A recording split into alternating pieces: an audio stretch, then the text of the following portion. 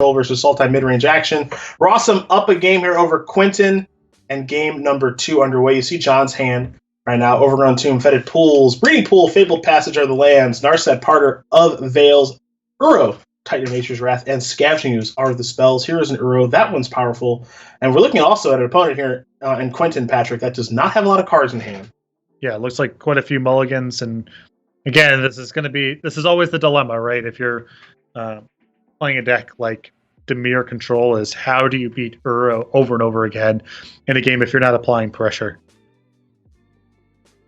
Seagate Restoration, the Shaheen Sarani Invitational card, alongside Aethergust and Fabled Passage, the hand here for Quentin, already down the game, and it's looked like this game is going to be pretty rough too. I think this is probably on the whole a pretty good matchup here for Sultai midrange, just because a lot of their cards draw cards, and the ones that do resolve are all pretty effective too. Speaking of which, here is Narset.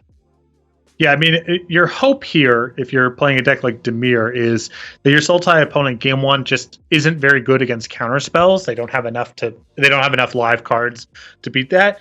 But that's not always going to work because they're drawing so many cards that they can overpower you if you're not drawing cards yourself. And then post board, they're going to have their own counter spells to push through things. They're going to have more discard, whatever the case may be. So Seagate Restoration will just be a land this game. Torrential Gearhulk in the grip. That thing's got a lot of work to do this game. Going to activate a Fabled Passage here as Rosum. So basic land is coming here for John. It's going to be a basic forest. Activate Narset. Disdainful Stroke is pretty darn nice. Here is Scavenging Ooze to take care of that graveyard for any Torrential Gearhulk shenanigans. And this game is looking very good here for Awesome Rosum. Negate the draw step there for Quentin. Going to play a Fabled Passage and just simply pass the turn back. Rosum looks like he might snipe a card here in the graveyard. He's going to start things off by eating a copy of Aethergust. Does have another green mana at the ready.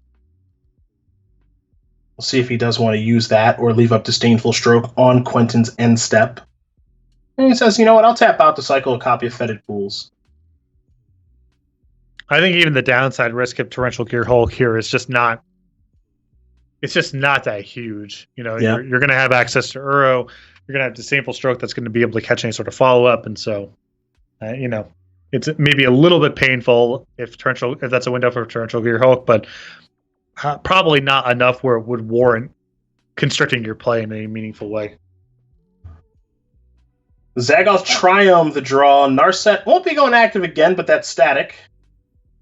Can be effective. I think we've all seen that happen, or at least happen to us. Scavenging Ooze, that's just going to hang out. No interest in attacking, so just pass the turn back. I guess, of all the people I could be doing a show with, I cannot imagine that you've ever been Narsetted or Narsetted anyone before. Am I correct about that? I actually got punked by a Narset once. Okay. It involves Sunbaked Canyon.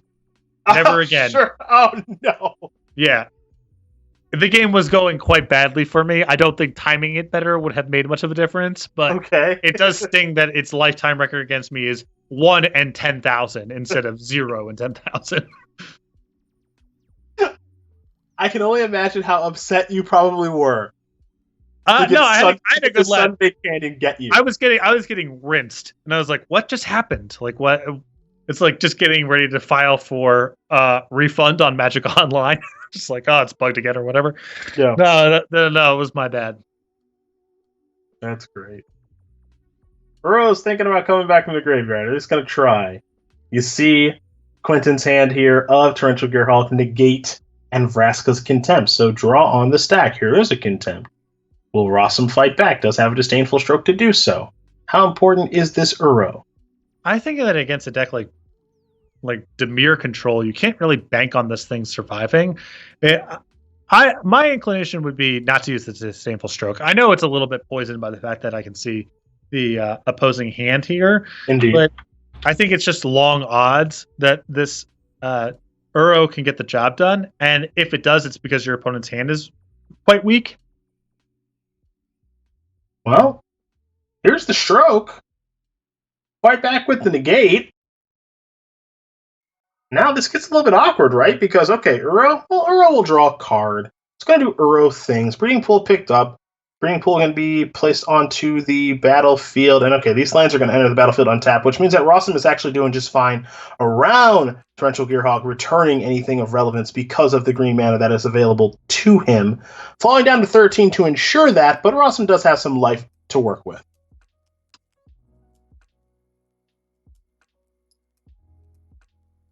Torrential Gearhawk just being a, well, okay, I think, yeah, you start with the Contempt, and then if Torrential Gearhawk gets cast in response, then you can remove the Contempt again. So, and if Quinn doesn't do anything, then Rosum can just untap. There's no reason to commit that last green mana. Nothing super relevant to get. You just want to make sure that Torrential Gearhulk is as awkward to execute as possible.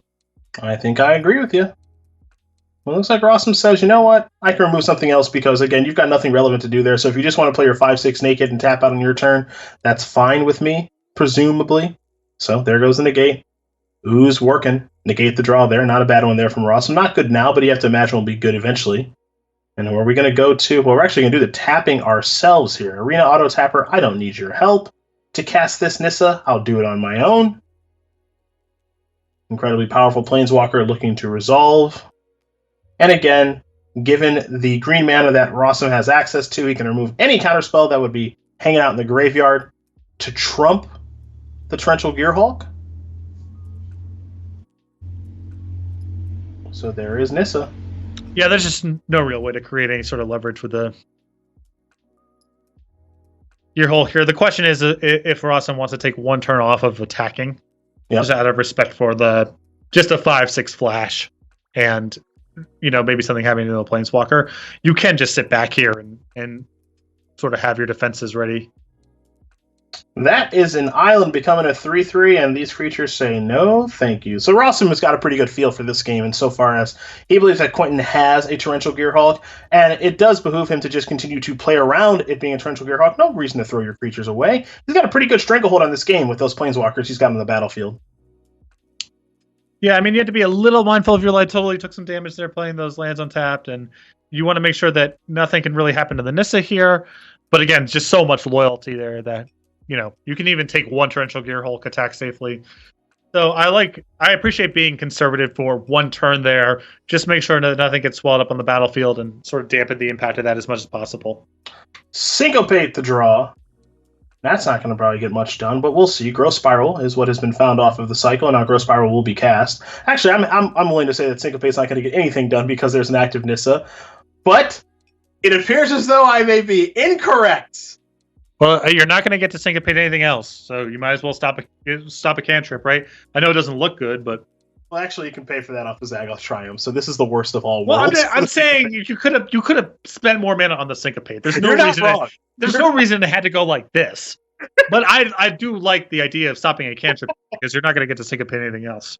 That I agree with. The execution was a bit lacking, unfortunately. Right. Something just got lost in translation. It's not, but I do like the thinking there up to a point. We're going to see Growth Spiral now. That's going to draw their copy of Uro. We've seen this song and dance before. You hear about this Uro thing? I have. See this thing? I gotta say, playing a control deck and not playing this card is bewildering to me. It's not like it requires like a whole lot of commitment mana-wise. I guess you need double green on the way back, but it's just... We just watch these games over and over again where it's like, here's someone playing a control deck without Uro.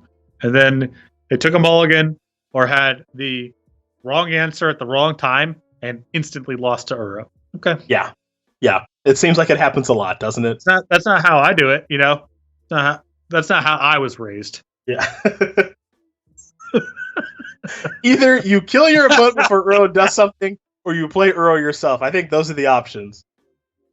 I just did have the delight over the past 10 days of playing a blue-green deck without Uro in it. I'm not going to do that anymore. So we're almost all set here. Glimmer of Genius, the draw there from Quentin, which, there are worse draws in a spot like this, but I think Rosum has done a really nice job of just, utilizing his resources. Also, drawing a Glimmer of Genius in the face of Narset, let's just call it less than ideal. I think Rosum did a really good job this game of making sure that, you're ahead. What are the few ways your opponent could conceivably catch back up and be ultra conservative in the face of those potential cards. Rosum did a great job here. Totally agree. Shark Typhoon. I'm thinking Hardcast. Cycling, it's too easy. We're going to see Uro once again. Keep the one that's active, of course. Triggers of plenty. Draw a card, game 3, life, land on the battlefield, Fabled Passage. Hey, how are you? Gonna sacrifice that Fabled Passage here, will John? Get himself a basic forest. This Sultai deck. I don't know, man. Yeah. It's feeling like it might be better than the other stuff out there. We're in round 2. Small sample. But the Sultai deck does have some pedigree in other formats. Be it Logan Nettles and Pioneer, given its standard history. And also it's done well in Historic before Kaladesh Remastered showed up. And it got some new content from Kaladesh Remastered. It looks like it might be pretty good. Is Glimmer just a draw 1, right now? Is that right? Nice. Yeah. Rosum elected not to take over. Okay. Yeah, you can have a 4-mana cantrip. You're good with that. Jonathan, awesome. Gonna win this match over Quentin Bois. 2-0.